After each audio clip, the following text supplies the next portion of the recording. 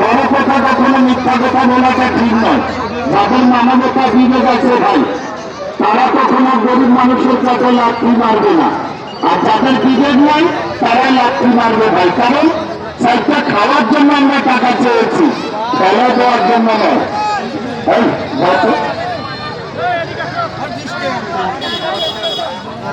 বাবারা